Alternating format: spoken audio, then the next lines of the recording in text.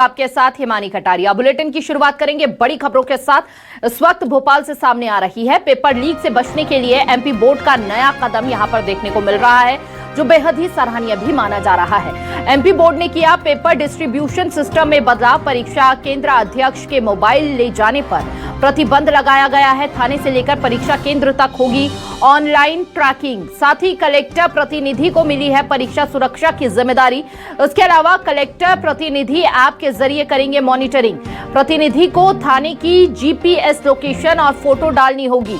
5 फरवरी से शुरू हो रही है बोर्ड परीक्षाएं, जिनको लेकर ये विशेष तैयारियां की गई है और काफी सख्त तरीके से ये निर्देश जारी किए गए हैं ताकि परीक्षा विहीन इस बार परीक्षा हो सके। प्रतिनिधि को थाने की जीपीएस लोकेशन और फोटो डालनी होगी।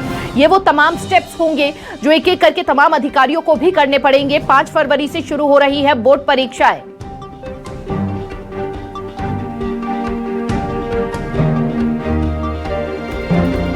तो प्रतिनिधि को थाने की जीपीएस लोकेशन और फोटो डालनी होगी। इसके अलावा तमाम जरूरी दिशा निर्देश दिए गए हैं। चूंकि कल से ही शुरू हो रही है बोर्ड परीक्षाएं और बोर्ड परीक्षाओं को लेकर ये विशेष तैयारियां ताकि नकल विहीन ये परीक्षा रहे। कलेक्टर प्रतिनिधि ऐप के जरिए मॉनिटरिंग करेंगे और ये बड़ी जिम्मेदारी दी गई है।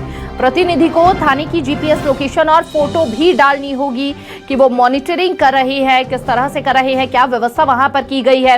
ये वो तमाम चीजें रहेंगी।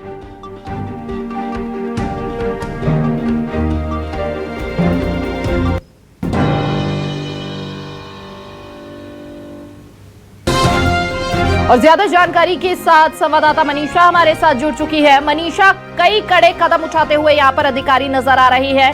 क्या क्या व्यवस्था देखने को मिल रही है परीक्षाओं को लेकर?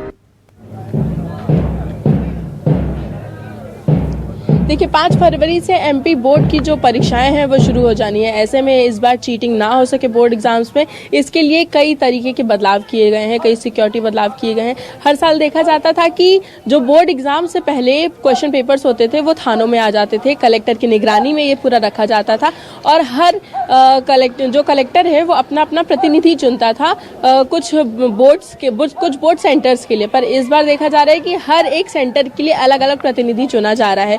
वो प्रतिनिधि थानों से क्वेश्चन पेपर्स को कलेक्ट करके बोर्ड सेंटर्स में पहुंचाने का काम करेगा और बाकायदा इसे जीपीएस के जरिए ट्रैक भी किया जाएगा। वो अपनी सेल्फी लेकर बाकायदा कलेक्टर को भेजेगा और जिस भी अधिकारी के लिए वो जिम्मेदार होगा उसे भेजेगा।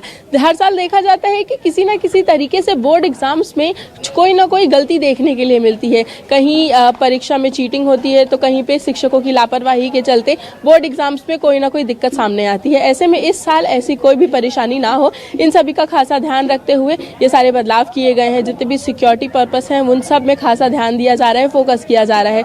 क्योंकि इस बार ये भी एक खास बात रखी गई है कि चाहे वो प्रतिनिधि हो जाए, चाहे बड़े अधिकारी हो जाए या फिर प्रिंसिपल्स हो जाए स्कूल के, किसी को भी स्कूल कैंपस के अंदर मोबाइल फोन रखना अलाउ नहीं होगा या फिर कोई भी इलेक्ट्रॉनिक डिवाइस, मोबाइल हो जाए चाहे वो इलेक्ट्रॉनिक घड़ी हो जाए या फिर किसी भी तरीके की इलेक्ट्रॉनिक डिवाइस स्कूल कैंपस में ले जाना अलाउ नहीं होगा। जिसके चलते देखा जा रहा है कि हर साल जिस तरीके से बोर्ड एग्जाम्स में कोई ना कोई गलती सामने आती है, उन सभी गलतियों को कम करने के लिए किसी भी तरीके की कोई भी परेशानी ना हो, नकल विहीन परीक्षा के लिए पूरी तरह से एमपी बोर्ड जो है तैयार नजर आ रहा है, एक्टिव नजर आ रहा है और इसीलिए ये बड़े बदलाव होते हुए जमीनी स्तर पर देखे जा रहे हैं। बहुत बहुत शुक्रिया मनीषा आपका तमाम जानकारी साझा करने के लिए।